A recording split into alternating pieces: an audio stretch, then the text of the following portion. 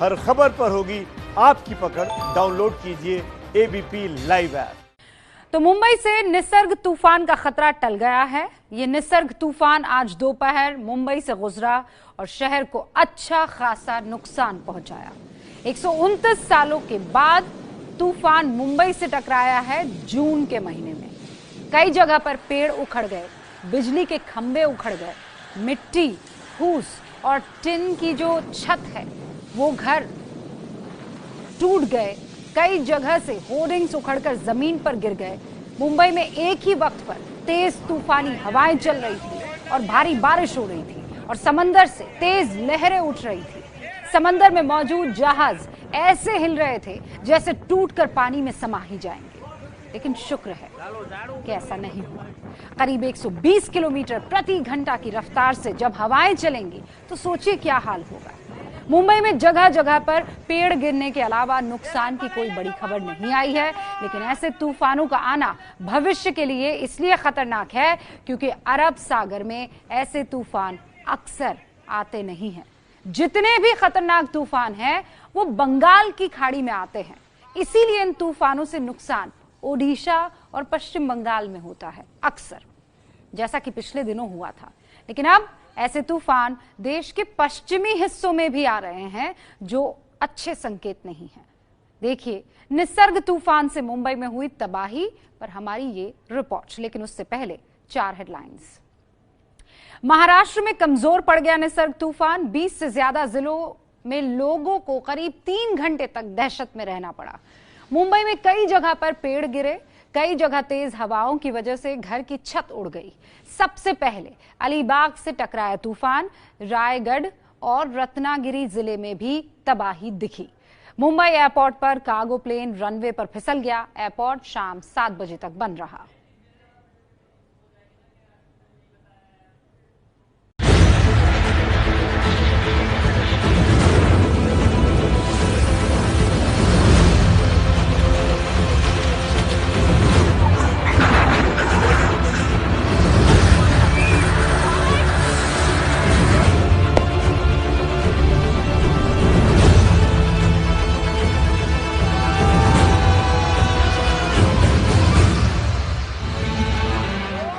यह है देश की आर्थिक राजधानी में निसर्ग तूफान की तबाही।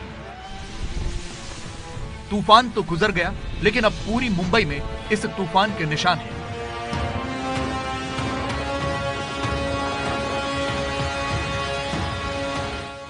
मुंबई में कैसे यह तबाही हुई वो पूरी कहानी आपको बताएंगे, लेकिन पहले जरा मुंबई से थोड़ा सा दूर उन इलाकों में आपको लेकर चलते हैं जहां से यह तूफान मुंबई में दाखिल हुआ।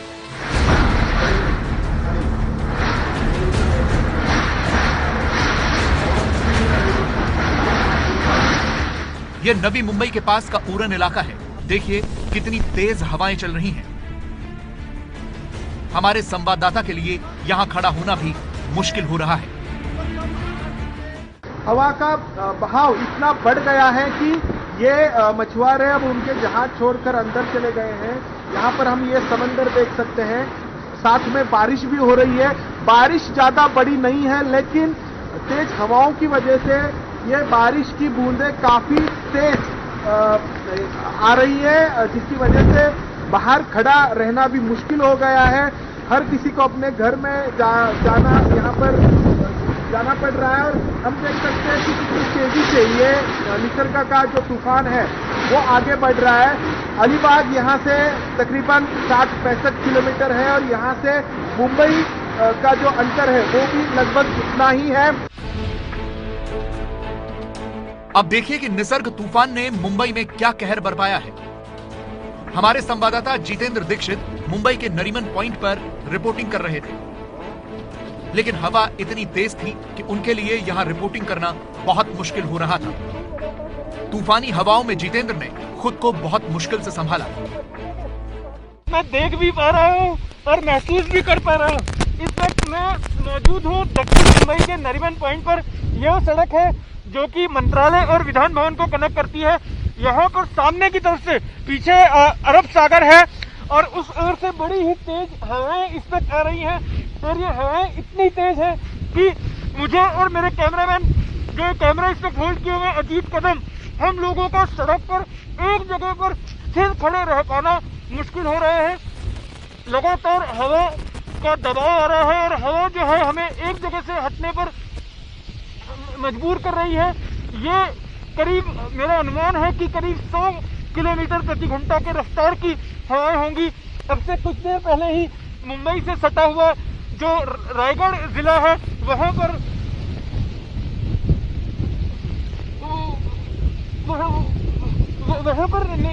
निसर्ग नाम के तूफान का लैंडफॉल हुआ है और उसका असर यहाँ मुंबई में भी दिखाई पड़ रहा है। आप देख सकते हैं कि लगातार भारी बारिश हो रही है, तेज हवाएं चल रही हैं। हवा में तूफान था, जमीन पर पेड़ उखड़ रहे थे और समंदर उफान पर था। यह मुंबई का गेटवे ऑफ इंडिया है। समंदर में उठ रही तेज लहरों से यहां खड़े शिप लड़खड़ा रहे थे।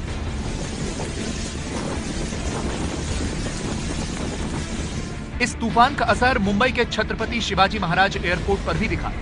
रनवे पर एक कार्गो प्लेन लैंडिंग के वक्त फिसल गया था। इसीलिए शाम के 7 बजे तक यहां विमानों की आवाजाही रोकी गई। तूफान की वजह से मुंबई में खूब पेड़ गिरे, बड़े बड़े और पुराने पेड़ भी जड़ों से उखड़ गए। यह वीडियो नवी मुंबई के बेलापुर का बताया जा रहा है, जहां देखिए कैसे यह पेड़ जमीन से उखड़ गया। इन पेड़ों की चपेट में सड़कों पर खड़ी गाड़ियां भी आ गई। यह काला चौकी इलाका बताया जा रहा है। देखिए कैसे पेड़ टूटकर टैक्सी के अंदर घुस गया है।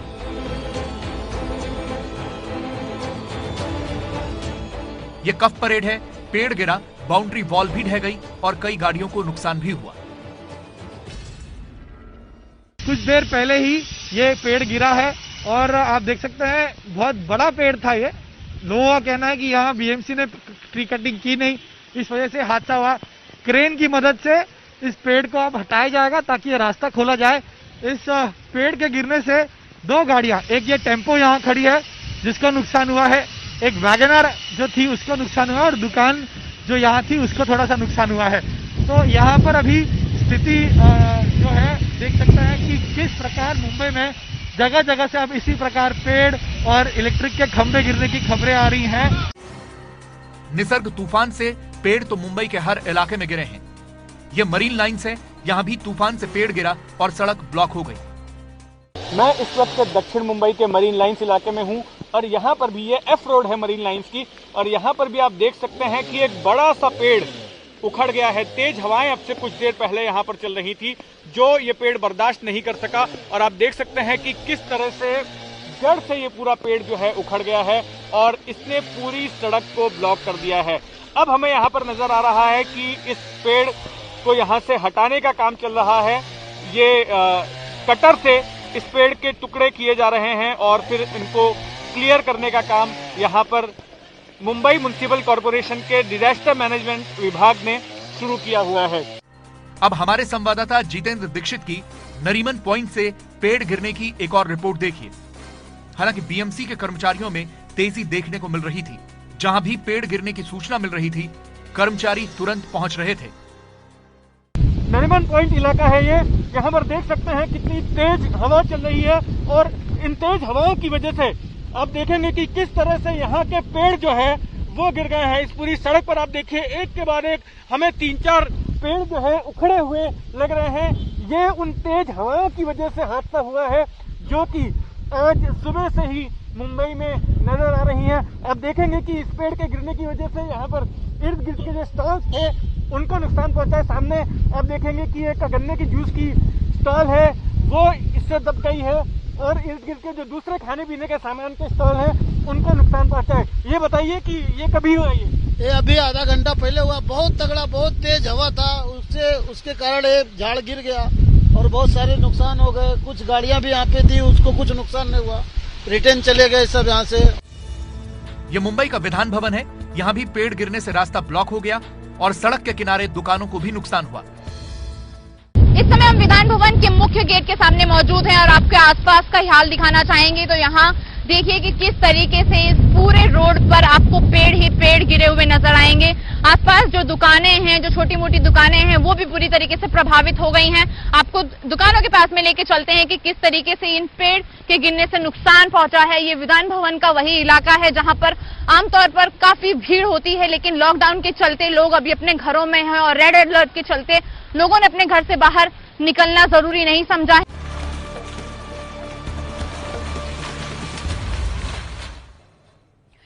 निसर्ग तूफान का अलर्ट यूं तो गुजरात, महाराष्ट्र 2 राज्यों के लिए था, लेकिन गुजरात से खतरा टल गया।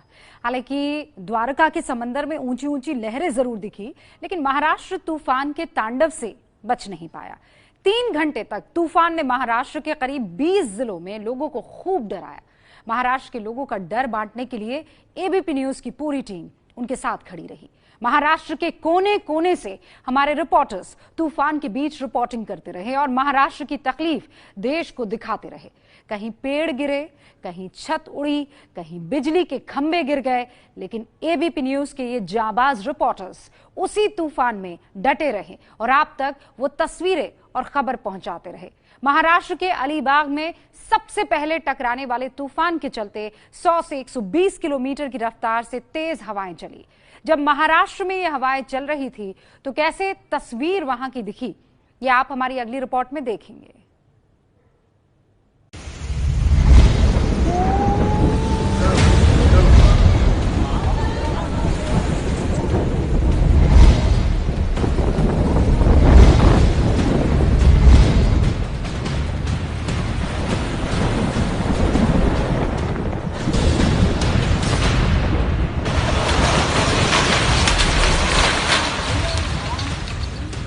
एक 129 साल बाद महाराष्ट्र में ऐसा साइक्लोन आया और महाराष्ट्र के कई इलाके, रत्नागिरी, रायगढ़, अलीबाग, हर जगह भयानक असर दिखा।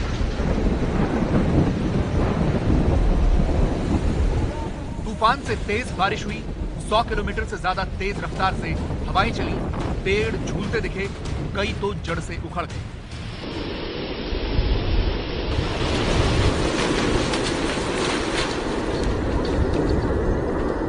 हवाएं सबको डरा रही थी। अलीबाग में उठी इन हवाओं का शोर सुनकर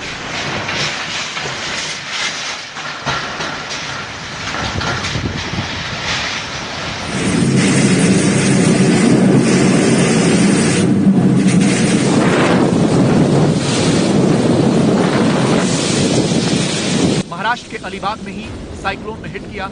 यहां हवा की रफ्तार 100 से 120 किलोमीटर प्रति घंटे रही। हवा की ताकत ऐसी दिखी कि कहीं मकान की छत का हिस्सा टूटकर गिर गया, तो कहीं सड़कों पर खड़े कई ठेले तेज हवा के चलते पलट गए। ये पूरा जो रोड है वो रोड पर अब निसर्ग चक्रवात का, तूफान का ये प्रभाव दिखना शुरू हो गया है। जिस तरह से हवामान विभाग ने जो अनुमान जताया था उसी तरह से करीबन 100 से लेकर 110 किलोमीटर पर आवर की रफ्तार से ये तूफान अब ये अलीबाग के क्षेत्र में हमें देखने मिल रहा है। अब यहाँ पर देखेंगे कि कई जो पेड़ है वो यहाँ पर एक साइड झुकने लगे हैं, क्योंकि इतनी तेज हवा है कि कई बिजली के जो पोल है वो भी गिर गए हैं।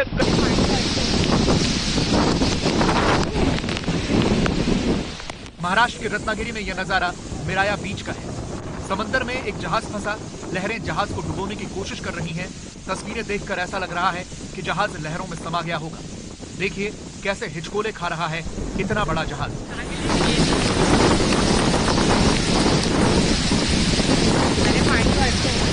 आपके मन में भी सवाल होगा कि यह जहाज डूब गया या बच गया। ऐसी तस्वीरें अक्सर फिल्मों या डॉक्यूमेंट्रीज में दिखती हैं, आज आंखों के सामने दिखती।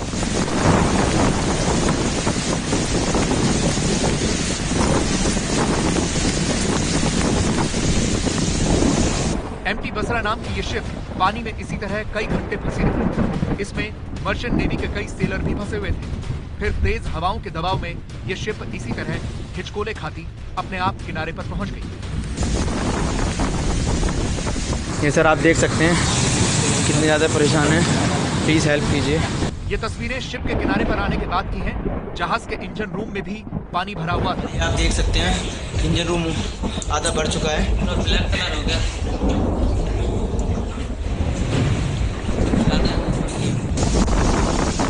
निसर्ग तूफान का असर ऐसा था कि लोग घरों के भीतर भी दहशत में थे, क्योंकि कई घरों की छत टूटने लगी, जैसा इस घर के साथ हुआ। तूफान जब चरम पर था तो ऐसी ही तबाही रायगढ़ में भी दिखी। हवाओं की तेज गति से कई छोटे छोटे मकान तबाह हो गए, बिजली के पोल झुक गए।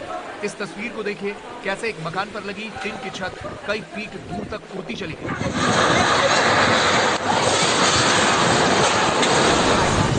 रायगढ़ के मुरूर में भी इस घर के ऊपर लगी छत हवा की रफ्तार के सामने टिक नहीं सकी।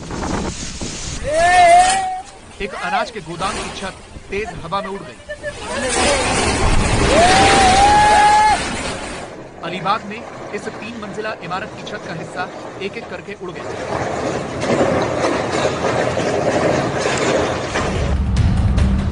निसर्ग तूफान का असर पुणे में भी दिखा। यहां एक पेड़ गिरा तो इस घर का एक हिस्सा डैमेज हो गया।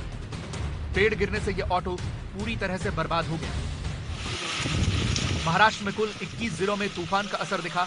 लोगों की जान बचाने के लिए 1 लाख लोगों को सुरक्षित जगहों पर पहुंचाया गया था। राहत और बचाव के काम में महाराष्ट्र में एनडीआरएफ की 20 टीमें तैनात थी। आप भी सोचते होंगे कि तूफानों का नाम रखता कौन है, जैसे अम्पन, हुदहुद, फोनी और अब निसर्ग। देखिए, सबसे पहले 1953 में अटलांटिक सागर के आसपास के देशों में चक्रवात के नाम आना शुरू हुए। अब सिस्टम ये बना है कि चक्रवात जिस भी क्षेत्र में उठ रहा है उसके आसपास के देश ही उसे नाम देंगे। इसकी कुछ वजह है, जैसे तूफान की पहचान बनती है, मीडिया रिपोर्ट्स में आसानी होती है, लोग चेतावनी को ज्यादा गंभीरता से लेते हैं, जिससे निपटने की तैयारी में मदद मिलती है। नाम रखने की 2 प्रायोरिटीज है, प्राथमिक शर्तें। पहली शर्त, नाम छोटा और सरल हो। दूसरा, जब इनका प्रचार किया जाए तो लोग समझ सके। निसर्ग का नाम बांग्लादेश की तरफ से रखा गया। इसके कई सारे माने हैं, जैसे ब्रह्मांड, प्रकृति, त्यागना, बाहर निकलना। तूफान तो प्रकृति का ही एक रूप है और इसीलिए इसका अर्थ यहां ब्रह्मांड माना जा रहा है। हम प्रकृति के इस रूप को रोक नहीं सकते चाहकर भी, लेकिन इससे बचाव तो कर ही सकते हैं और आज वही बचाव काम आया। जितना बड़ा तूफान था, हानि उतनी नहीं हुई। मास्टर स्ट्रोक उम्मीदों से भरे गाने की एक लाइन है जिसे 1972 में लता मंगेशकर ने गाया था। तूफान को आना है, आकर चले जाना है, बादल है ये कुछ पल का, छाकर ढल जाना है।